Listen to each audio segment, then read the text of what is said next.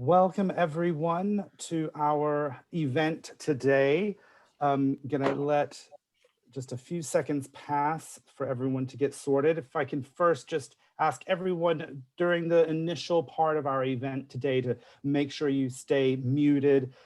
You can also, you don't need to share your video for this part at all either. It's up to you, but it's definitely appreciated to remain muted until we move on later to our breakout sessions. We've got a good group so far, good numbers already. So let me just go ahead and start to, let's see, hold one moment, please.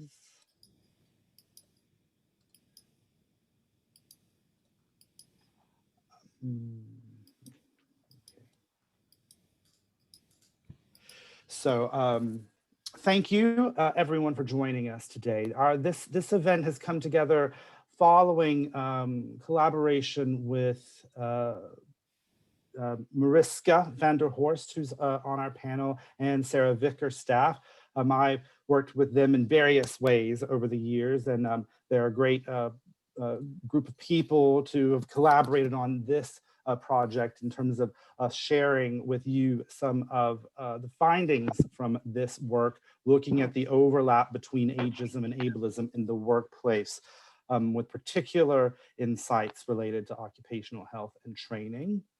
I think most of us have become, at this point, thanks COVID, used to using Zoom and these digital technologies.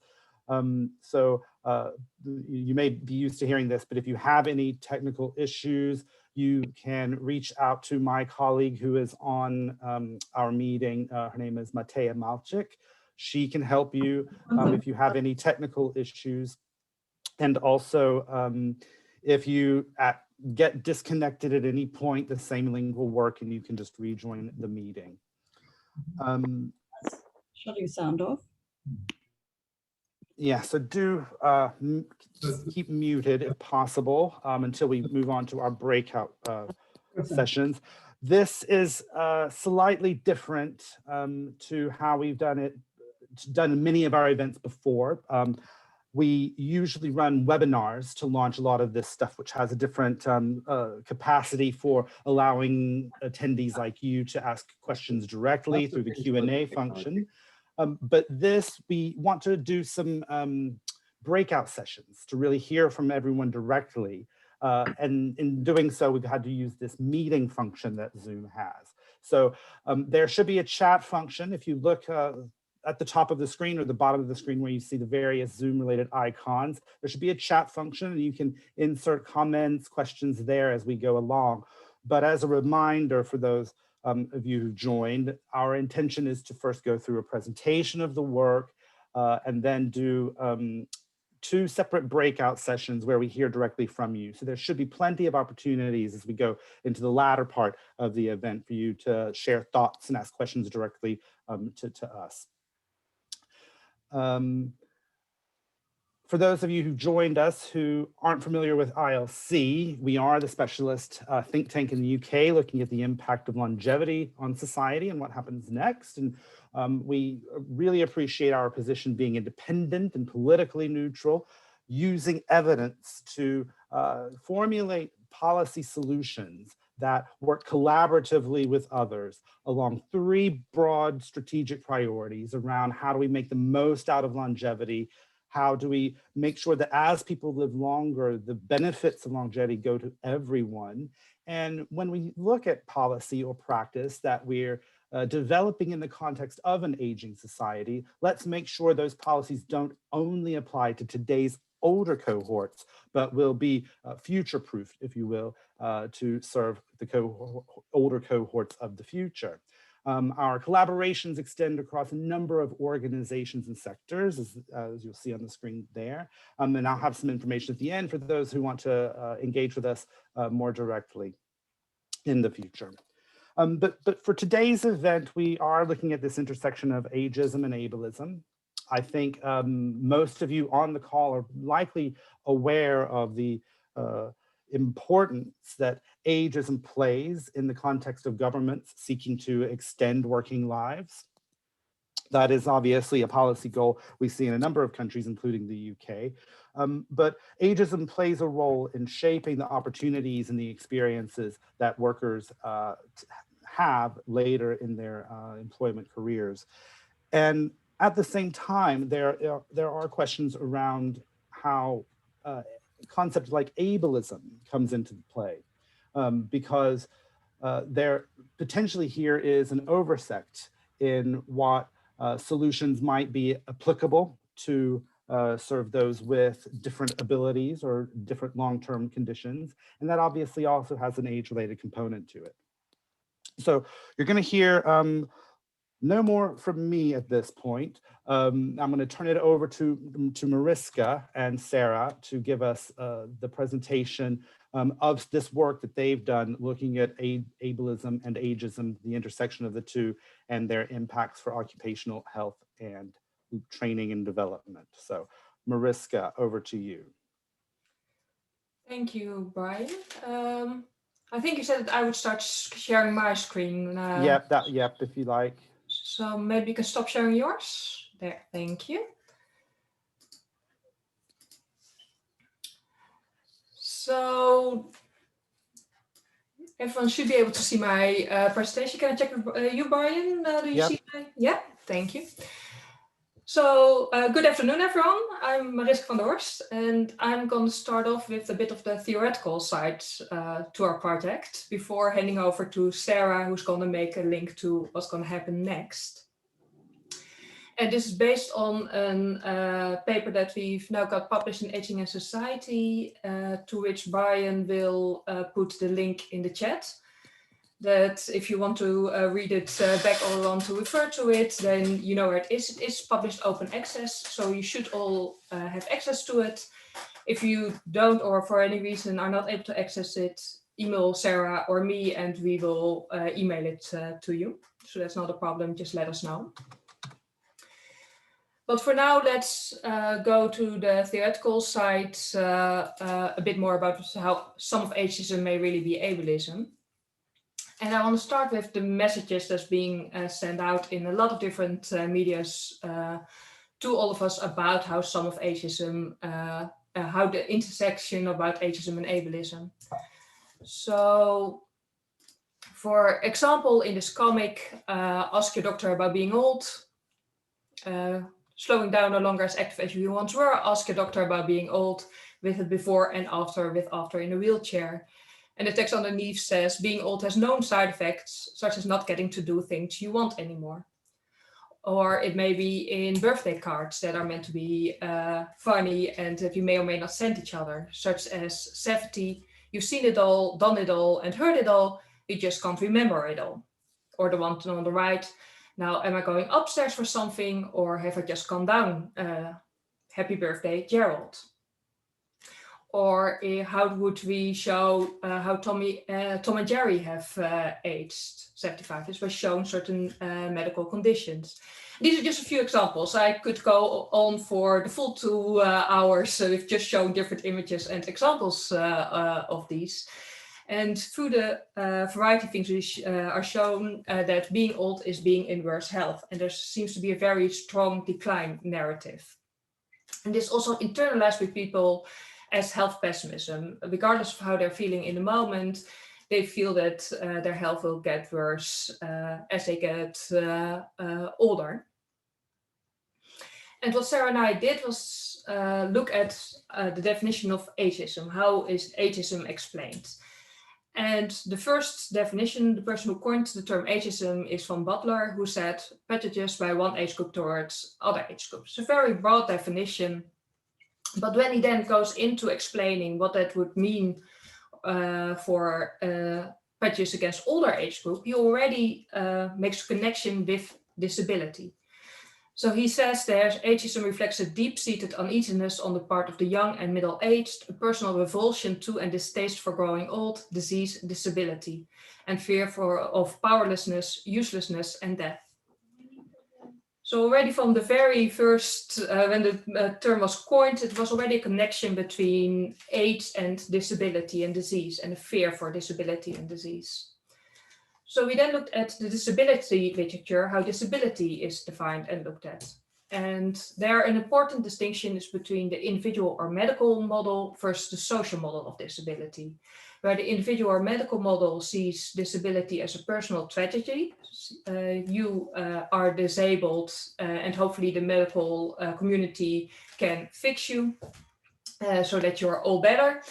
But if not, that's a personal tragedy and something that you need to deal with. Where the social model of disability makes a distinction between having an impairment and being disabled. And a person may have an impairment that limits certain activities, such as being able to walk stairs. However, that it's a society that disables people, because it's only a problem if meetings are set in a room that's only accessible by stairs. And if that wasn't the case, then the person wouldn't be disabled in that situation. I really like the definitions and distinctions that Carol Thomas makes in this regard. So she uses a social relational approach. And she says disability expresses an unequal social relationship between those who are impaired and those who are non-impaired or normal in society. And on the basis of this distinction, disability is considered a form of social oppression. That's then disentangled from an impairment. So an impairment are those body-related variations which in Western culture have become markers of socially, or more precisely medically, defined significant deviations from the normal type or abnormalities. So impairments are also not just what's happening in the body, it's still socially constructed as well. And what we see and define as an impairment changes over time, and it varies between different cultures. But it is related to the body as well. And they can include a variety of different things, including physical impairments, sensory impairments, learning difficulties, mental health conditions, and chronic illnesses. And these impairments may have effects, and that is not denied in this approach either. And Carol Thomas refers to those as impairment effects. So those are the restrictions of activity which are associated with being impaired, but which are not disabilities in the social relational sense. So you may not be able to do something because of an impairment, and that may be independent, not through social relations, that you cannot do certain things. But they may become the medium of disability in particular social contexts. Like, for example, if you're not able to walk stairs, it may become the medium of disability if then meetings are planned only in a room that's accessible only by stairs. And care must also be taken not to mistake impairment effects for what are in fact disabilities. And we may not always at first sight know which is which. We then took this approach and thought about that in relation to ageism. So what would that mean for ageism if we take the social relational approach? Ageism would then be about an unequal social relationship between various age groups in society, which is actually very close to the original definition of Butler that I showed earlier. But it should be about age, and we need to think about when it's about age, when is it about an unequal social relationship about age, or when it's about expected abilities that we often conflate with age. We also thought about, well, if there is disability, impairment and impairment effects, would there then also be age, ageism and age effects? And we do really think that there are age effects. Bodies do change as they get older. People get wrinkles, they may have experienced some hearing loss, not at a specific age, and with a lot of variation with individuals, between individuals, but they shouldn't be denied as well. People do talk about how their bodies change as they get older. It doesn't mean that that gets to the level of impairment. Impairment, part of the disability literature is as well that we see often something as you're being very affected by it or not affected at all, and not see it as a continuum in which people fall. People may come from a very good level of hearing, talk about how their hearing has decreased a little bit, but they may still be among the people who are very well hearing. So we need to think about that more as continuum and what's happening here. So how does this all relate to the work context, something that we're talking about today a bit more? So for this, we looked at the organizational logic, and Aker used this originally to look at gender differences in the labor market. And in organizational logic, both jobs and hierarchies are abstract categories that have no occupants, no human bodies, no gender. In organizational logic, fitting the abstract job is a disembodied worker who exists only for the job. Such a hypothetical worker cannot have other imperatives of existence that impinge upon the job. So here the idea is that we often work with very abstract job specification, and we expect someone to come in to fulfill that job.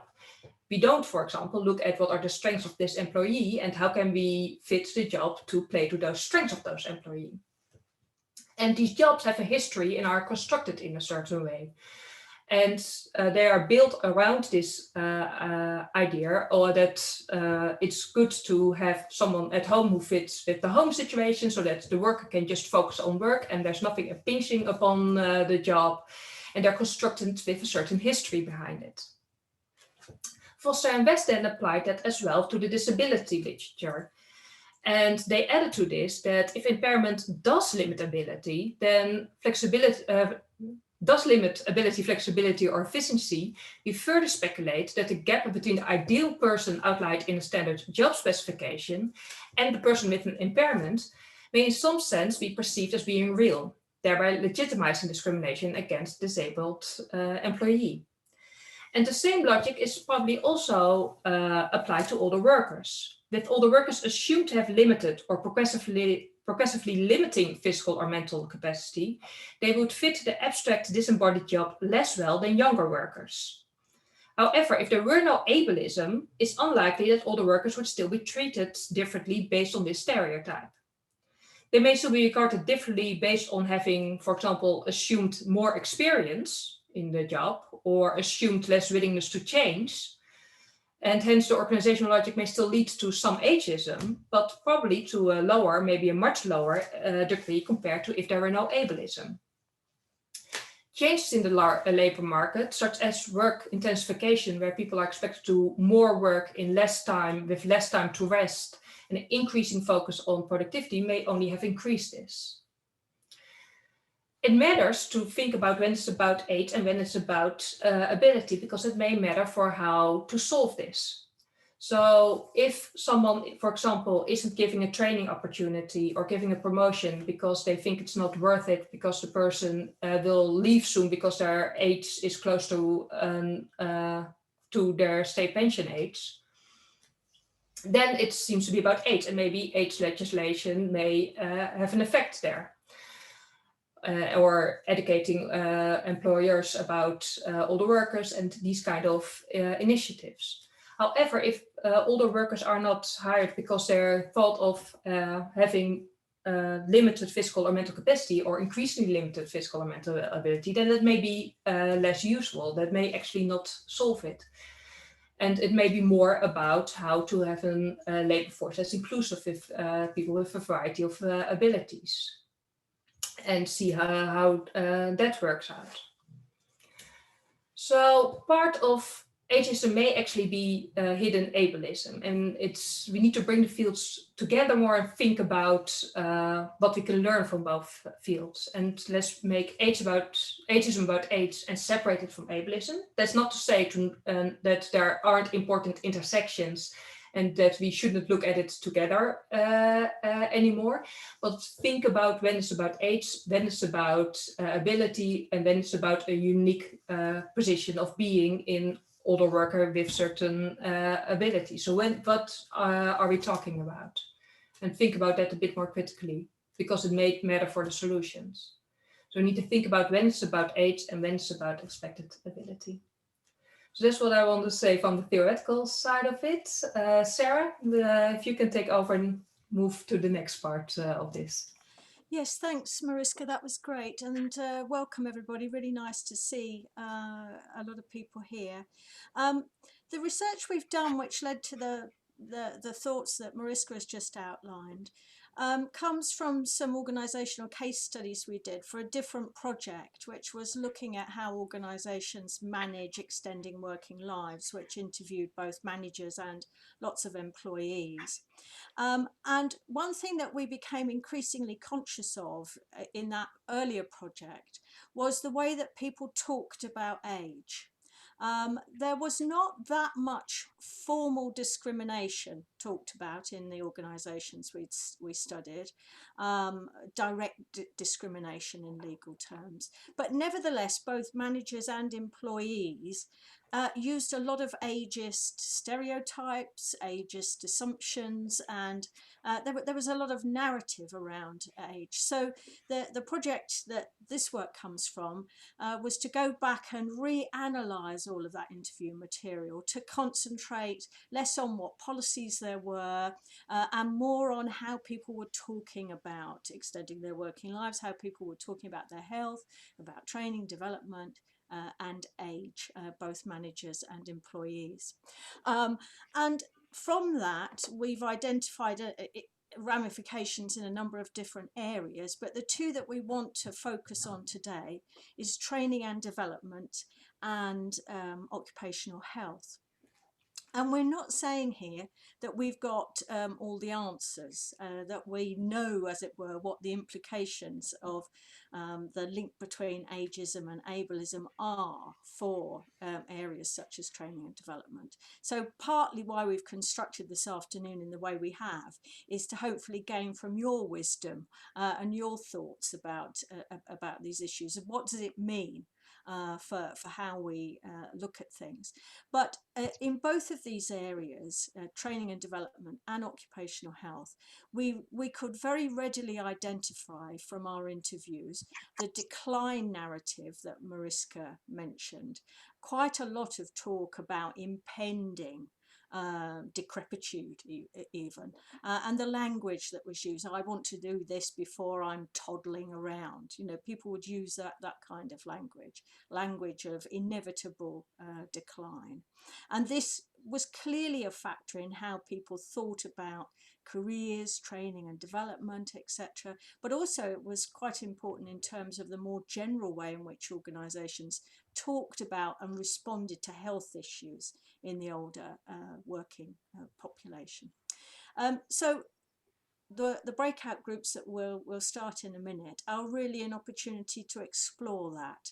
And we've got some questions. You've hopefully had that brief in advance. Some quotes that we've pulled out which are representative of the kind of material that we were finding in our interviews. And really what we want to do is, with you, explore what the implications of the decline narrative are and the ableist assumptions behind a lot of the talk that goes on. But also there's another strand about intergenerational ideas about entitlement, whether older workers are less entitled or more entitled to things because of their age, which is, I think, an example of an area that's ageism rather than disableism. So yeah, that's all I wanted to say, just to move us from the kind of more theoretical background from Mariska and to set us up for the workshops. Back to you, Brian. Super, thanks, Sarah. And I'll bring up my screen again for everyone. This is essentially our plan. As Sarah mentioned, we're going to now go into some breakout groups. The first of which relates to this idea of what are the implications of these concepts and what you've heard so far. What are the implications with respect to training and development? We'll discuss those for about 30 to 40 minutes and then come together to reconvene and share some of the emerging themes that happened across the three groups. Then we'll break out again to focus more on the health and occupational health side before reconvening and then concluding the session. I should note that we have been recording the presentation so far and seek to have this publicly available in the future, but we will not be recording and sharing the discussion components. So I just want to make sure everyone feels free to say what you think, say what you feel, and share your perspectives, because that's really the purpose behind these great breakout groups. just to bring up before, so that you can look at this screen while I do the digital task that I hope I don't mess up. But this is essentially our main, the bottom part, essentially the main question that we are using as a prompt for everyone. So take a look at that, and then you should shortly be invited to join a breakout session once I get it going.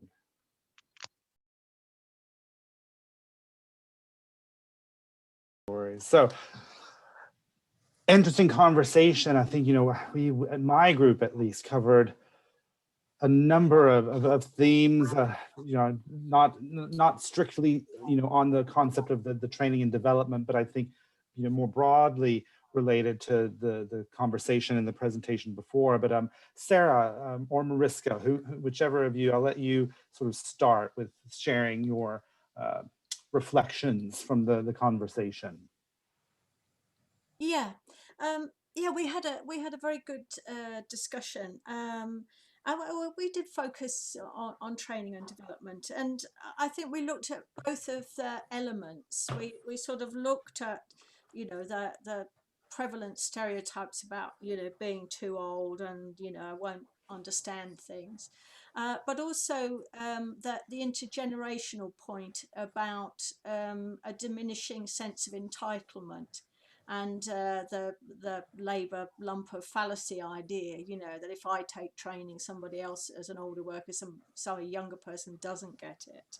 And how, in fact, we might all buy into that to some extent, as older workers, sort of think, oh, well, something's coming up, but I'll let someone else younger go for that. And we talked a little bit about midlife career reviews, how can we get people sort of doing those, getting interested in those things. And someone made the very important point that, of course, quite a bit of training can be quite boring. Sometimes CPD, continuing professional development things, are very tick boxy. I have to go off and do this. So sometimes, perhaps lack of motivation for training is because the training itself is not so interesting. But then we tried to focus at the end on, well, what can we do about this? And some of the things we explored was sort of getting generations talking to each other, helping to train each other, to break down, because the stereotypes go both ways. They go to younger workers as well as to older workers. The point about training materials, is the language in those, putting off certain groups in the workforce. And that made me think of the programs you can use to run job adverts and job descriptions and specs through to check for gendered language, doing the same sort of thing for ageist language, might be important. And someone else raised the point, Alison Milne raised the point about unconscious bias training, which gets, bad press, because it can become a tick box thing in organizations, but that perhaps, really just requiring people to think a little bit about ageism and the stereotypes that they're using, foregrounding it a bit more, because I think, as Mariska started off with birthday cards and things, I think, well, both ageism and disableism are tolerated more, I think, publicly than racism or sexism are. And perhaps things like unconscious bias training are a way of just, getting that out there. So, yeah, that was the sort of things that we discussed. Okay. Mariska, what about your group? Yeah, we also have had very nice discussions, and we started about a variety of things, and we did in the end also talk about training. An important point that was made is that the intersection also works the other way around, that if you have certain impairment, that you're considered too young to have a certain impairment. And so some of the discussions around that, and that we shouldn't forget about that part either. And that a lot seems to be also with the problem that people don't really have the language to make a distinction yet between this ageism, ableism, and how it's related. And that if you want to push ageism out, you need to push ableism out, and the other way around. And you need to grow an awareness about all of this and structural barriers around this. And that needs to be in education, that needs to be in organizations, and in conversation with people with this who are disabled, and older workers and younger workers, and in the conversations and at all levels to deal with this. You were talking about communication and cooperation in intergenerational groups, and how younger people may learn from older workers, and older workers may work from younger workers, people with who are disabled from people who are not disabled, and the other way around, and with exchange within groups to kind of deal with certain stereotypes, see the similarities between groups, between individuals, as well as differences, and learn from one another. And that different in teams should see different skills from each other, and it shouldn't be that just the older worker is the mentor of the younger worker, but it goes in all directions. And that there are certain things that just need to be done in all organizations. So with the whole COVID crisis, there has now been this ability to have remote working that people, disabled people have been asking for ages. And now that abled people are needing it, it suddenly is possible. And already organizations are getting rid of it, and which is a shame and is disabling people again, and that needs to be tackled, and certain things that just needs to be happening all over, such as captioning videos and things like that. Team, am I forgetting something important that's been said? No? Okay. Ryan. Yeah, no, I think, a lot of that sort of really resonates with a number of the underlying points from our group, where, we raised a number of issues, sort of going back to the sort of prompting question, really, which is that culture matters. On the one hand, there were examples and discussion around the role that, about how these issues manifest differently in different international contexts. But also how this relates to questions of organizational culture. Touching again to some of the things you mentioned in the presentation, Mariska. I think there was two important, or two of the points that stand out the most for me really are, on the one hand, that there has to be this broader recognition of the shift in the life course, in what it means that, these trajectories are no longer linear, and therefore work, care, education, all of this has to come at different times and has to be enabled for people of different, who are in different individual circumstances and at different individual ages. That in recognizing that, you've also got to have this sort of buy-in from the employer. Engaging employees only won't really solve some of the problems, but you've got to have the employer there to generate change. But then also a recognition that we've got to be realistic in the expectations that are generated. So somewhat related to the age effects or age impacts you hinted at, Mariska, in the presentation, that, while our bodies do change, there are other elements of our experiences, our performance, that change over time as well, that we have to be realistic to recognize these, such as changes in concentration, loss of energy.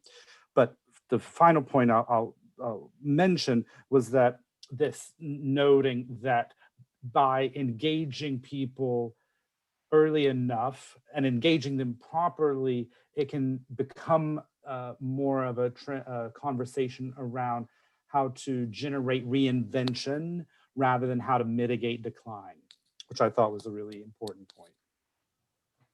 So Thanks everyone for all of your participation. And now we're just going to ask one more round for you. I'm going to create additional breakout rooms again, and we're going to go do the similar thing, but with a bit more of an emphasis on the concept of health issues at work and the potential role of occupational health in this. Brian, Yeah. are you going to mix us up in a different way? I am. You are. Okay. I am. I'm doing Bye that to my just group now. then. From Yeah, exactly. Bye through my group, and thanks for all the contributions. All right, here we go.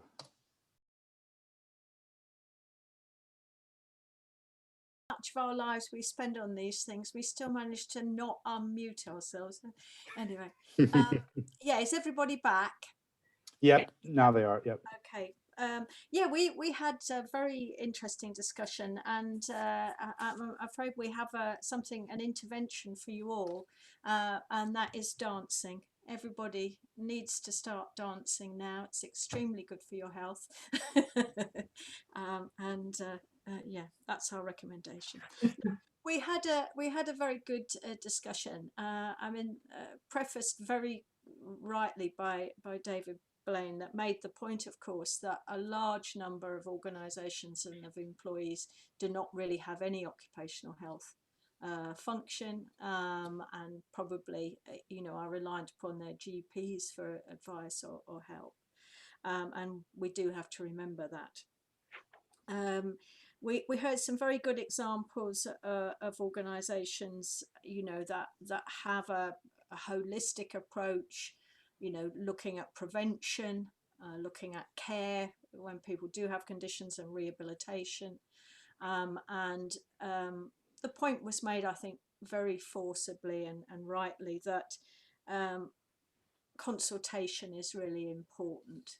That people are asked about the interventions that they would like, that they need, that they want, especially in the well-being sort of sphere.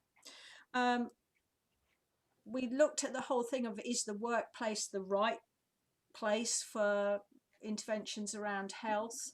Some people may be reluctant to disclose health issues in a work context. I think we generally, as a group, felt that actually work was such an important site in terms of people's health, that it was right to expect workplaces to respond to health issues.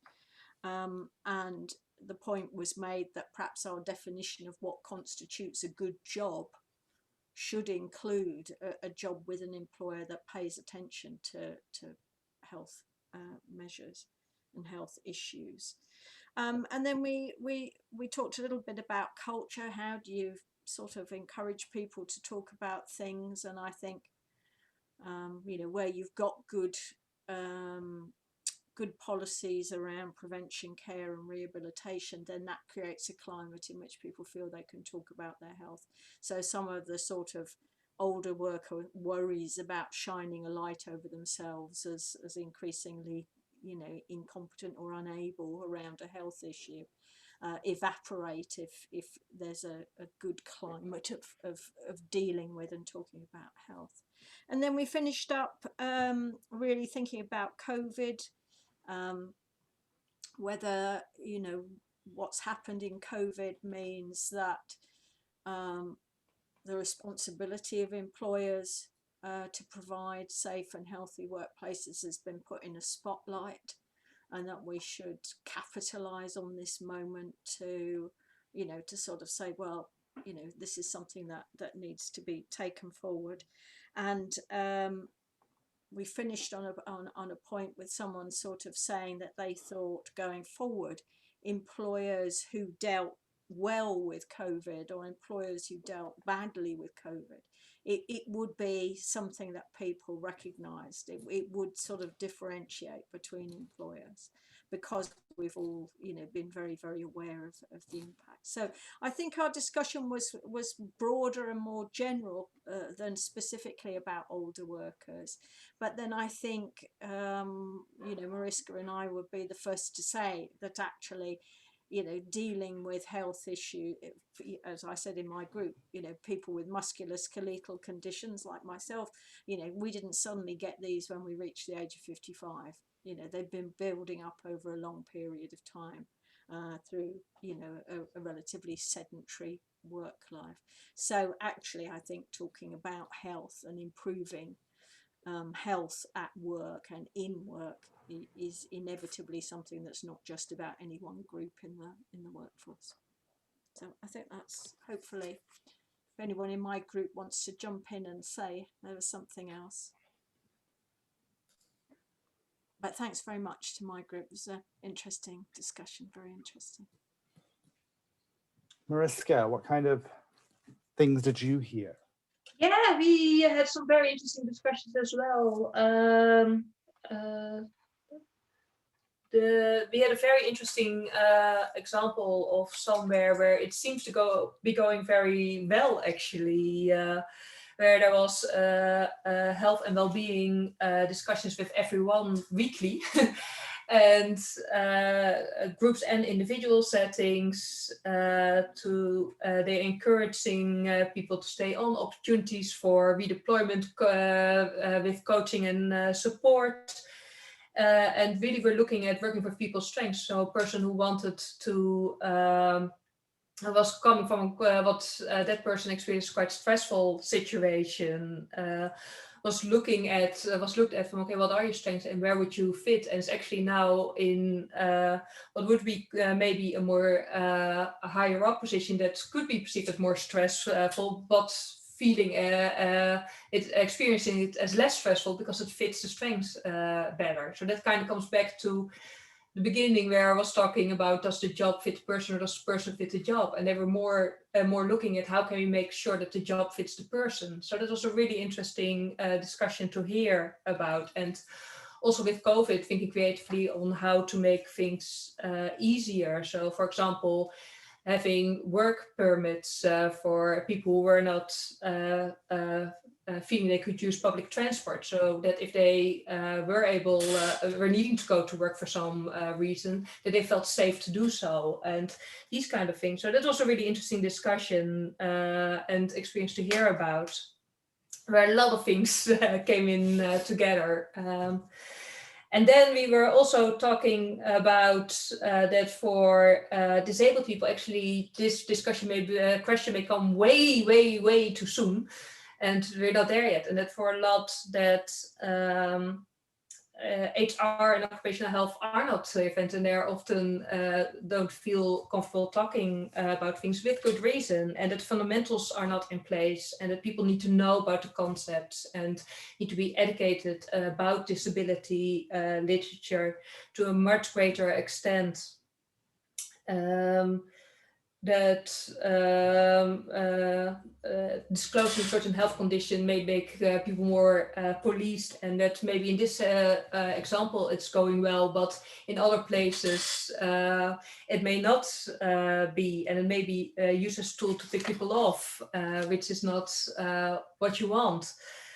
Of course, and there's still a lot of progress to be made, and a lot of voices are actually maybe from the disability movement are lost, that they kind of had a louder voice in the 1990s, but a lot of the voices are lost now, and we need to have much more education and talk about the disability literature and what's going on there, and that things like the decade of healthy aging that we're getting into now, that's problematic in a lot of ways, and as well as successful aging and these kind of things.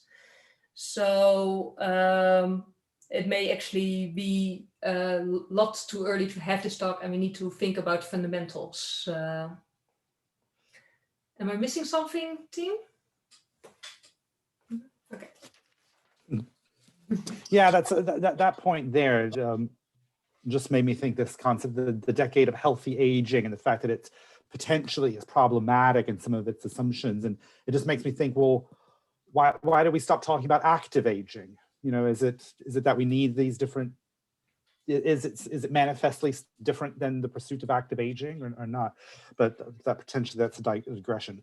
In my group, I think, you know, we benefited from having people who had recent or ongoing experiences engaging with the occupational health system, which brought a lot of insight into our conversations, and really just highlighted, I mean, I think, you know, Sarah, you mentioned at the beginning that David had commented that, you know, occupational health isn't necessarily ubiquitous as a service or as a program. And that was reflected in some of our comments, really, this question of not only has occupational health sort of been cut off from the system and that it's not really embedded in the way things are done, but that also there's questions about what role it actually is meant to play in terms of, is it an advocate for the person receiving the service, or is it an advocate for the employer?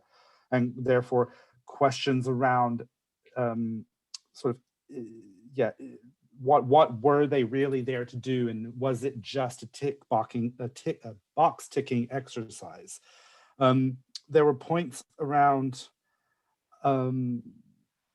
this question of whether or not the occupational health is related again to from your presentation, Mariska, the idea of the person fitting the job or the job fitting the person. And one of the points was that it's often not it doesn't underscore the idea of how to stay in work. It's more about how to get you to work, but not to stay in work. And that sort of longevity question there in that respect is important. I thought it was really interesting, you know, one of the things, again, related to the response to COVID, this ubiquity of remote working. And it was commented that the disability movement had been calling for those more remote accessible ways of working for a long time and ignored for the most part until COVID. The question of prevention also came up in our role, again, related to this sort of staying in work, potentially some way to facilitate conversations between any kind of occupational health service, the employee, but also the management, and sort of those kind of systems that might, in certain contexts, tap into union representation or other forms of representation. And then thinking about what can be done and examples of what's been done to facilitate these kinds of dialogues and these positive climates, just sort of highlighted the role that different kinds of sort of champions can play, and an example of sort of representatives in an organization to create this safe space for people who may have emerging problems to feel comfortable raising, getting support to raise the conversation within the workplace, and how the similar kinds of champions for other groups we go under the protected characteristics, those seem to serve a similar kind of function. So yeah, but it's such a wide-ranging and just truly enriching conversation from my part. I don't know about Sarah and Mariska, I hope so. But yeah, it's really been really great. I thank everyone out there. I didn't obviously get to speak to everyone, but thanks to everyone for your contributions. And we're now approaching the close, Sarah, so I think I'll turn it over to you.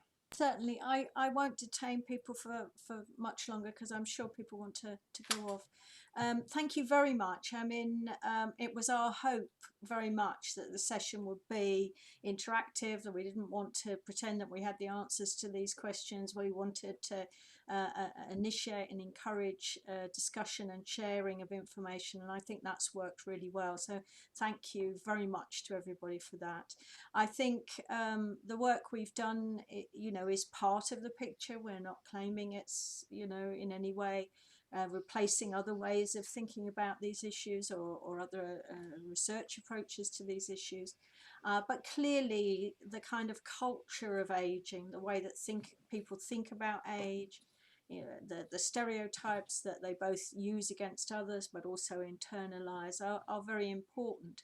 They're not the total answer to some of the problems, but they clearly are a very important aspect of the experience of older workers in organisations, and something that we shouldn't neglect. So I'd very much like to thank all of you, also to thank ILC UK and especially Brian. I think this format has worked really well. Thanks very much for getting us in and out of rooms seamlessly. That was lovely. And to say to everybody, please keep in touch. If there are things you want to follow up with us, please email us. And if you come across things or things already that you think we would be interested in or in the future, then please don't hesitate to contact us. And yeah, thank you very much. Yeah, thanks everyone. Yeah, thanks. Just again, my thanks to you too, Sarah and Mariska, for bringing us on board with this really fascinating project. For everyone still on, just a couple of things. If you want to connect with us, please do get in touch with me or my colleague Redvers Lee, whose email is there at the bottom. We're always looking for new opportunities to collaborate. And just to highlight a bit of work I did during the pandemic that we'll be launching in February, some work around retirement housing and sort of thinking about the context of future demand, somewhat because of COVID, but just pretty much just broadly in terms of demographics, finances, and aspirations. So this is happening in just under a month. Do feel free to join us there. So thanks again to everyone for joining us. Thanks very much. Bye-bye. Bye.